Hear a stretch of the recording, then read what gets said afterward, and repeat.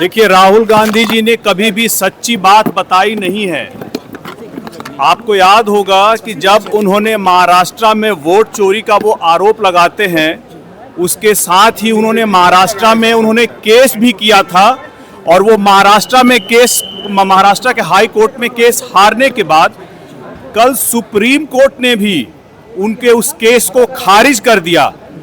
जिन नेताओं को राहुल गांधी जी और तेजस्वी यादव को जनता खारिज कर चुकी है, अब अदालतें भी खारिज कर रही हैं। आज के दिन वो लोग यहाँ पर सिर्फ और सिर्फ भ्रम फैलाने के लिए बिहार में घूम रहे हैं, लेकिन आप देख रहे होंगे कि गाड़ियों का काफिला तो है मगर उसमें बिहार की जनता शामिल नहीं है। तेजस्वी यादव सर राहुल गांधी को पीएम बनाने की बात कर रहे हैं। बिल्कुल, तेजस्वी यादव जी राहुल गांधी जी को प्रधानमंत्री बनाना चाहते हैं और राहुल गांधी जी कहते हैं कि तेजस्वी यादव जी को बिहार में सीएम बनाना है। तो ये बताइए कि जिस गठबंधन में है वो क्यों नहीं एक दूसरे को मुख्यमंत्री और प्रधानमंत्री घोषित कर देते हैं।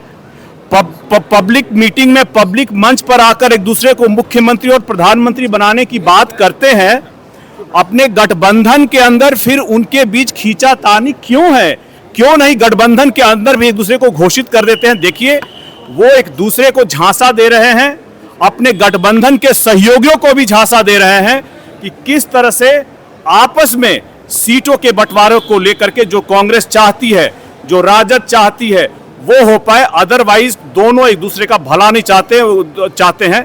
वो एक दूसरे को सिर्फ खत्म करने के बारे में बात करते हैं, लेकिन पब्लिक मीटिंग में एक फेस सेविंग के लिए वो दिखाना चाहते हैं कि भाई हम इनको प्रधानमंत्री और इनको मुख्यमंत्री आपस में बनाना चाहते हैं। तो जिस गठबंधन में वहां घोषित करें, अगर हिम्मत है तो घोषित करके बताएं। जीतन राम मांझी जी नसीहत दे रहे चिराग पासवान को कि एनडीए में रहकर ही अपना भविष्य तलाश से बेहतर होगा। कब? फिर से बताइए। जीतन राम मांझी जी चिराग पासवान को नसीहत दे रहे हैं कि एनडीए में रहकर अपना भविष्य तलाश से। जीतन राम मांझी जी पार्टी में बड़े नेता हैं, गठबंधन में बड़े नेता हैं, अभिभावक स्वरूप हैं और उनका जो भी कथन है हम लोग उसको आशीर्वाद के रूप में लेते हैं और उनके इस आशीर्वाद को स्वीकार करते हैं। आने वाले भविष्य में कौन नेता कहां होगा ये तो भविष्य ही जानता है, लेकिन आज के दिन लोक जनशक्ति पार्टी रामविलास मजबूती के साथ एनडीए गठबंधन में है, भले कोई और नेता हो या ना हो। लेकिन चिराग पासवान को लगातार जीतन राम मांझी जो है वो अटैक करते रहते समय पर, लेकिन आप हमेशा ये कहते हैं अभिभावक हैं, आशीर्वाद लेते हैं, लेकिन लगता नहीं कि मैसेज निगेटिव जाता है। आज भी उनके कथन को हम लोग आशीर्वाद के रूप में ही लेते हैं। देखिए, हमारा लक्ष्य बड़ी पार्टी बनने की तरफ अग्रसर है। ऐसे में बीच में कौन नेता क्या बोल रहे हैं, उनके हर बातों को हम सुझाव और आशीर्वाद के स्वरूप लेकर के आगे बढ़ते चलेंगे। राहुल गांधी बोले हैं रैली के दरमियान कि हमारी सरकार चुनाव आयोग को एफआईआर करेगी।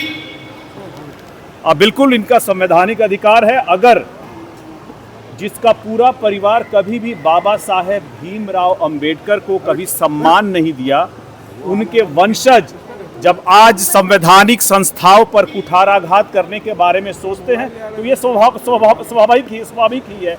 आप ये बताइए कि जब चुनाव आयोग ने उनसे कहा कि आपने जो भी आपत्तियां और शिकायतें दर्ज की हैं उसके लिए आप एफिडेविट करें, तो राहुल गांधी एफिडेविट क्यों नहीं कर रहे हैं? क्योंकि संवैधानिक और न्यायिक प्रक्रिया ये कहती है कि आपको शपथ पत्र देना पड़ेगा और चुनाव आयोग एक क्वासाई जुडिशियल अथॉरिटी है, पार्टियों के नाम और सिंबल पर वो फैसला देती है। तो क्या उस संवैधानिक संस्था का जो न्यायिक प्रक्रिया है, अगर राहुल गांधी उसको फॉलो नहीं करेंगे, संवैधानिक प्रक्रिया और न्यायिक प्रक्रिया को सिर्फ मीडिया विमर्श बना करके रखेंगे, तो ऐसे नेताओं से जनता को भ्रम जाल से बचना चाहिए, ऐसे नेताओं से बचना चाहिए। जमुई के आप सांसद हैं, जमुई के कई प्रखंड जो हैं वो एक तरह से बाढ़ प्रभावित इलाका बन चुका है, कहीं ना कहीं ग्रामीणों को काफ़ी दिक्कतों का सामना करना पड़ रहा है। बतौर सांसद आप क्या कहते हैं? देखिए, आज से हम लोग जो भी हमारे शेखपुरा में जहाँ घाट कुसुमा में बाढ़ आई हुई है वहाँ हम लोग आज से भ्रमण कर रहे हैं और भ्रमण करने के साथ साथ हम लोग एक कार्यक्रम हम लोगों ने हमारी पार्टी ने लॉन्च किया है जिसका नाम है चिराग का भरोसा, जिसके माध्यम से मेडिकल किट, मेडिकल कैंप और सूखा राशन और इसके अलावा जहां जहां फसल का नुकसान हुआ है उसके लिए पार्टी अपनी तरफ से प्रयास करके उन किसानों को भी पूरा राहत दिलाने का प्रयास करेगी। ठीक है सर। बहुत बहुत धन्यवाद आपका, बहुत बहुत धन्यवाद।